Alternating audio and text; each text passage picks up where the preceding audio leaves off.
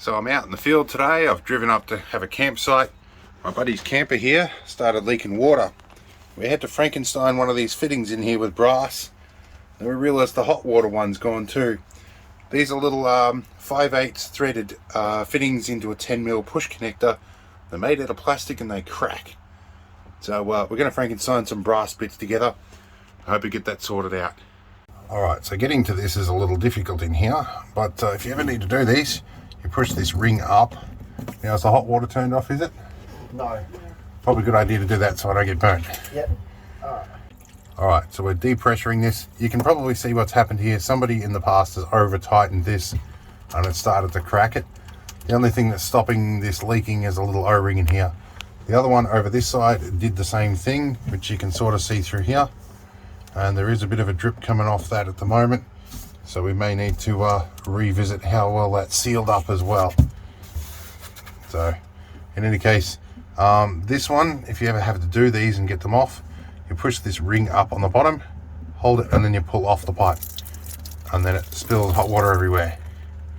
Okay, careful that you don't get burnt. Now we're going to undo that bit. So on a Sunday morning, this is what we came up with. We found the right size push connector, but it only goes to 1/2 inch. We found a 1/2 inch to 10mm reducer, and we're going to pack it full of thread tape because literally nothing else is open, and this is all we can make work. So we'll see how we go. Right, so basically, normally you would have an O-ring in the bottom of these fittings to keep it sealed. These don't, so thread tape to the rescue, and I'm putting lots in. Not normally recommended, but that's what we're going to do. And what size spanner? This I think is a 22. 22 fits that one, and because we don't have the right spanner for the other side, the Knipex multi-jaw grips or parallel jaw multi-grips, we do this up nice and tight, and then we'll hopefully not leak when we put everything in. Now camera angles start to get very difficult with this, so I'm going to skip this and do it off camera, but we're going to wrap a bunch of thread tape over that and put our fitting on there. Okay, now we've got this on. It has gone all the way into the thread, so I don't think I've got enough thread tape on there. We'll find out, but let's push this on. It's really all you need to do. There's an O-ring in these, and there's a set of jaws that holds it in nice and tight, so that should work.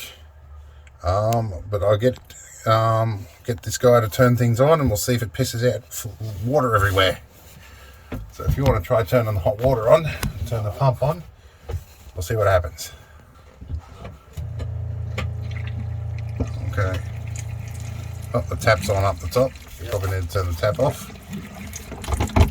Yep. So far no leaks. And this is try turning the hot water on now.